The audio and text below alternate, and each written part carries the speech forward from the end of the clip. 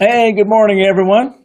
Welcome back to the Park Howell live show. Today, we are going to be talking about what your brand promise is. So, you got the question right there. Be thinking about that. What is your brand promise? What do you exist to do to help people? Not about existing to make money. What does your brand do to actually empower, engage, enlighten, and level up your prospects? That's the big story question today, and it is chapter 9 in the story cycle process, the moral of the story. Because you see, in every story we tell, there's typically a moral, there's a truth, there's something that we're unveiling, revealing to people, both about ourselves and about our brands. So when we are doing the story branding, story crafting process, when we get to 9, we want to think about that bucket of content and just really ask yourself, after you've gone through everything from determining what your position statement is, who your audience is, what's at stake, the goals and objectives for both your brand and for your customers, what it is that they want to get. What is your unique value proposition? How do you change that number one position statement into a unique value proposition to humanize your offering? What are the obstacles and antagonists that you're up against and that your customers are up against? Because the more you understand that, then the more your unique value proposition really stands out and resonates. Moves on to, as we talked about in chapter 6, Enter the Mentor, is about truly understanding the unique personality and promise that your brand brings to the market and how you connect with people and what emotional promise do they get in that process.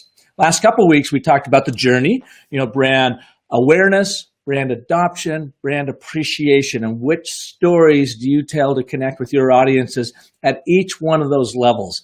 Last week, we talked about success. We take those brand awareness, adoption, and appreciation levels, and we talk about how do we dial in design success at each one of those points. And I spoke about man crates and how interesting I thought they were, in the fact that my first brand awareness came from a word-of-mouth marketing comment at a lunch at Social Media Marketing World. And then when I went online and I actually bought the product, and today, Man Crates has showed up. And I mentioned last week that I wouldn't open it without you. So in a little bit, we're going to open up my Caveman Man Crates, and we'll see how the brand is delivering on that promise of adoption and if they're going to truly move me into appreciation. Now, to do that, and when we're telling our stories, we want to go back to this idea of what is the moral of your brand story? What is your brand purpose? So we're going to cover that today. But first, I want to talk to you about really a great week I've had. I hope you've had a terrific week leading into the big Easter weekend. Had a chance to interview some really interesting folks on the podcast. And this week, I've been jumping kind of in and out of the political realm with my Business of Story podcast. And we had a really interesting guy on this week that you can tune into after this show. His name is Dave Gold. And I'm going to jump here and let's see if I'm going to completely do the one-man band thing here. Dave Gold is on the Business of Story podcast.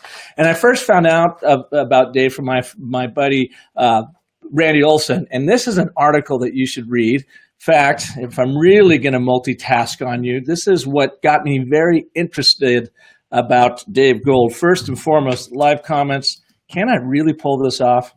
Can I actually add a comment to this? I'm going to give you a link to Dave Gold's podcast on Business of Story. Hopefully that came through. Now, next up, what made me so interested in Dave's stuff is this article that he had written for Politico. And I'm going to give you a link to that as well right now. You see how I am just completely multitasking, full of value, adding value, doing all of these wonderful things. Here's a link to that article.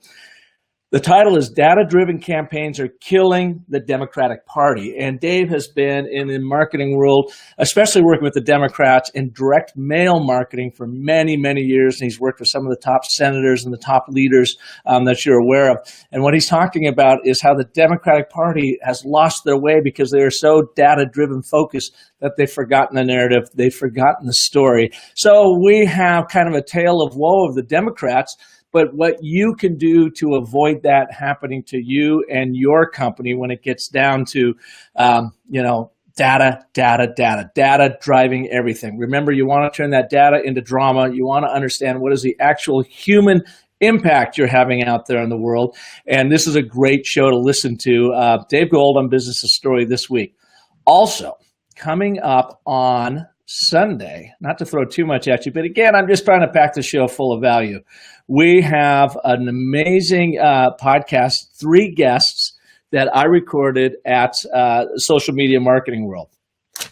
Ian Cleary, Peg Fitzpatrick, and Brian Fanzo. We are going to talk about using story marketing, and in your story marketing, you're going to be talking, we'll be covering video, the power of live video, visual storytelling. Peg Fitzpatrick is an absolute marvel at that. So she's going to give us her tips and techniques on visual storytelling, specifically on Instagram. And we will end up with Ian Cleary, a really marvelous marketer out of Dublin, Ireland. And Ian tells us all about the vitality that he brings to his story marketing on social media. That's all a part of next week's show, which will launch here on Sunday. I don't have a link for you, but I'll share that link with you next week. But don't wait for me. Just go to businessofstory.com.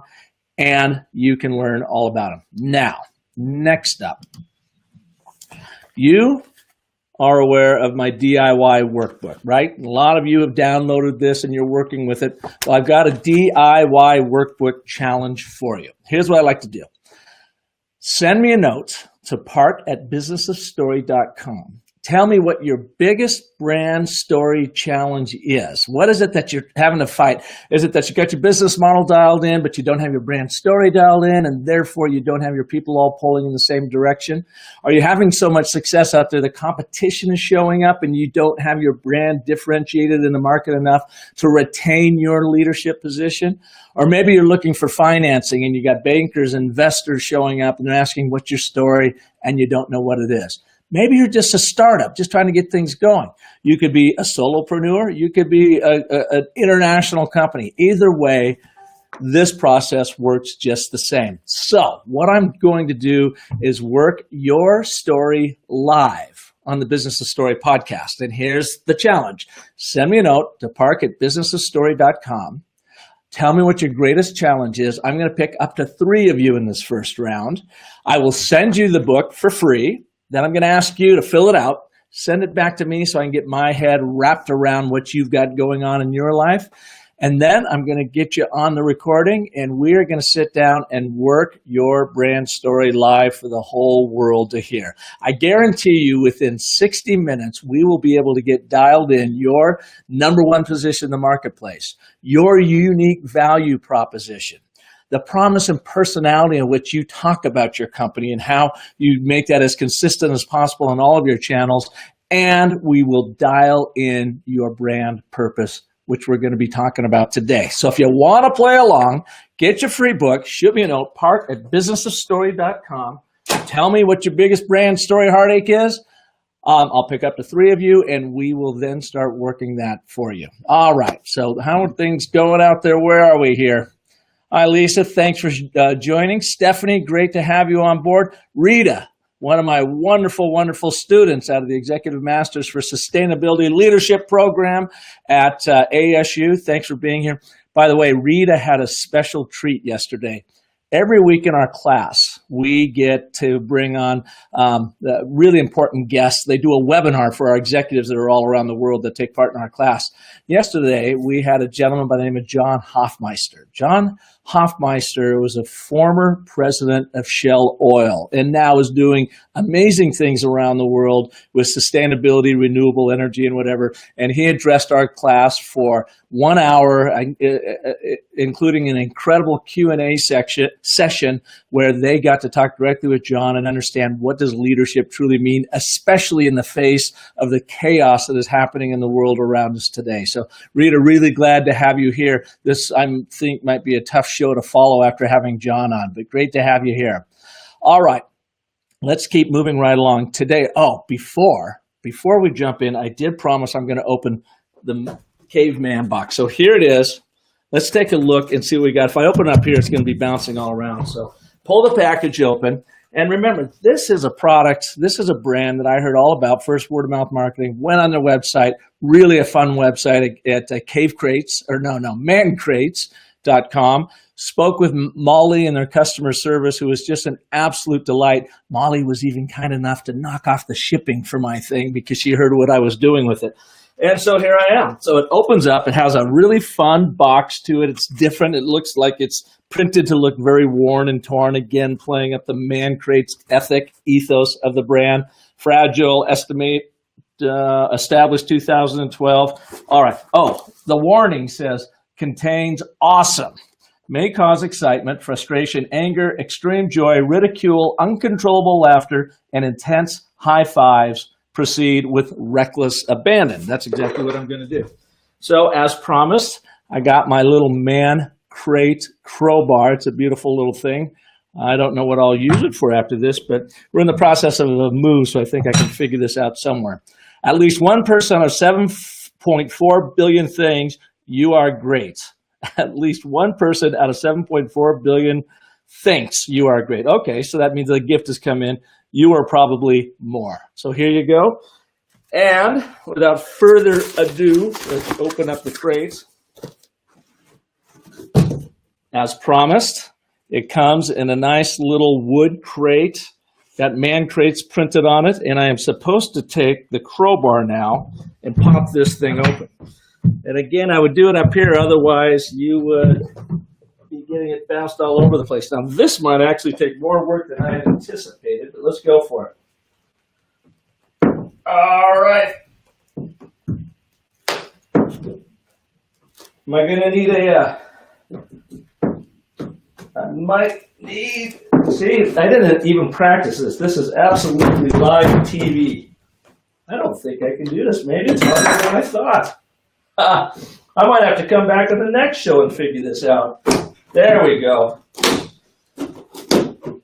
This is my caveman Man Crates. God, I hope I don't break something in the process. Like break something on me in the process. And great. There it is. Gets it open, pulls it out. And now my cave is completely furnished with all the beef jerky a guy could want for one weekend. Original buffalo jerky. I got myself the chef's cut jerky. I got beer nuts, of course. I could buy the Man Crate beer nut crate, or I could get Dave's meat and nuts, citrus, chili, cashews. There you have it, folks. My Man Crate came in. I broke a nail or two of my own, but I got it open. And I'm living the Man Cave dream. By the way, there's brand appreciation going on here because, of course, I'm sharing it with you. So how much fun is that? I mean, they're really doing something different, and they're keeping that voice, that tone, that personality throughout. So that was my great caveman Man Crate reveal. Now, let's move on to the purpose. I don't know what Man Crate's purpose is. My guess was Man Crates exists to delight men. I mean, I suppose that what it ultimately comes down to is we get to be our caveman self and have some fun doing this. Well, brand ideals and brand purposes are hugely important. And where I really learned about this more than from anywhere else was from Jim Stengel in his book, Grow. I don't know if you read this. It came out, I think, roughly in 2011. And what was fascinating to me about this is Jim was a former VP of brand, international brand, whatever for Procter & Gamble. So he worked on a lot of consumer products. He did a research study roughly over 10 years during the recession in the early 2000s up through 2009, 2010. And he studied 50 companies that outperformed the S&P 500 by 400% in that time. So you're thinking about the greatest economic downturn since the Great Depression, and you've got 50 brands that outperform everything, just as if they were in a bullish market, but they weren't. They were dealing in the roughest international market ever. How did they do it? Well, in Stengel's book, Grow, he talks about finding that brand ideal, that brand purpose, doing something that is greater than yourself and you're greater than your organization. And he writes through here a number of different ones that really stand out. And I just felt found that this was like really, really important stuff for brands. We were kind of doing it in other ways, but this book really helped me solidify. So for instance, let's talk about some brands. Discovery Communications. Their brand ideal, as Jim calls them, is Discovery Communications exists to satisfy people's curiosity about their world and the universe. They don't talk about anything about selling. That just is how they make that happen. This very much is like what Simon Sinek would say is why. Why do you do what you do? Dove, Dove Bar. Dove exists to celebrate every woman's unique beauty. And they do that again through the products they sell. Google exists to immediately satisfy every curiosity. They do it through their search engine, obviously. Heineken exists to help men be worldly, resourceful, confident, open-minded, and cosmopolitan. So I want to ask you, what does your brand stand for? Why do you exist? It needs to be both inspirational and aspirational. Now, when I moved out of the advertising world in particular, running just an ad agency and started focusing on business of story and this platform to help business leaders and communicators do a better job of connecting with people on a very human realm and moving them to action, I decided my brand purpose or my brand ideal is this. Business of story exists to help you live into your most powerful stories. Now, I came at that through certainly the branding marketing world because that's what I knew. That's what I've always done. So when I first started working with the story cycle and building the brand story strategy out, it was all about the operation and the brand itself. But as I got more and more into those relationships and building them, I had the leaders of those organizations and the communicators coming and saying, man, this process has touched me so much. I need to learn more about it, of how I can use it in my own world. And so I learned that brands are really an expression of the people that work there, the people that found them, the people that run them, the CEOs, the CFOs, the CEOs, the CMOs, to the people on the floor, to the vendors that help support that brand. The brand is simply a reflection of those people, the humanity that make that brand work. And more so, the brand is about what they do for their customers, not what they make, not what they deliver, but what they make happen for their customers. And so that comes back to creating your brand purpose or your brand ideal that is absolutely your North Star. So can you say, for your personal brand, I exist to help people do what? If you can answer that and wrap that around why you are here on this planet, then you're going to see your personal and your professional passions are going to come much more in alignment, and you are going to be way more powerful at what you do. Your own brand, your company brand exists to help people do what? Help them get what they want, and they will go out of their way to help you get what you want. In fact, this was totally underscored to me earlier this week when I had another interview for a podcast coming up in May with Bob Berg. And Bob is the co-author of The Go-Giver, a really, really incredible book about the 5 laws of stratospheric success. The 5 laws of stratospheric success. And you know what? Those laws are all based around giving, except for the last one. That last law is about being able to receive, meaning you do actually get paid for what you do. And that's okay. And, to make a lot of money, that's okay too, providing you are creating more value in people's lives than you're actually being paid for. So it takes care of itself. And it comes back to figuring out what is that brand ideal. It's not what you make. It's what you make happen in people's lives. So can you answer that question right now? What is it, your brand? Put the brand in there. You do. Why do you exist to help people do what? And if you want to get some more clarity on it, check out Jim Stengel. As a matter of fact, I believe I even have a link to him here. Let me do some more multi-value, multitasking delivery for you. I'm going to hide this and let me add a link. This is where you can find out more about his book. And it's just been a real valuable guide for me as we've been working through the story cycle system. If you haven't noticed by now, the system is simply me connecting a lot of related dots together. bringing this world of experts and books and thought, knowledge, and insight into one place, doing the homework so you don't have to, and then giving you a step-by-step process that you can walk through it with your own personal brand to grow your influence, or with your professional brand to grow your enterprise and your people. And that's what this is all about, and that's what I do, and that's why my overall brand purpose, my brand ideal, is to exist to help you live into your most powerful stories through your personal brand and how it is expressed through your professional brand. So if I can be of service to you at all, let me know. Again, if you want to take part in that Building Your Brand Story live on my podcast, send me a note to park@businessofstory.com. Tell me what the big brand challenge is you're having now with your story or story strategy. I will select up to 3 of you at first, see how this test goes. Send you a book. You'll fill it out, send me the book back, and then we're going to put you on the show and we're going to work your workbook live and get your story dialed in. So that's it for me today on this edition of Park Howell Live, the Business of Story, where we were focused on declaring your brand purpose, your brand ideal. Thank you so much for being here, and have an incredible Easter weekend. Enjoy yourself, and join me back here next Friday at 10 a.m. when we will talk about the to be continued, chapter 10 of the story cycle process. Or another way of looking at that is building brand ritual.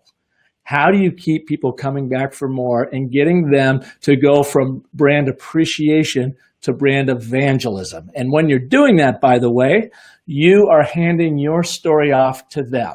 They now become your storyteller on behalf of your brand.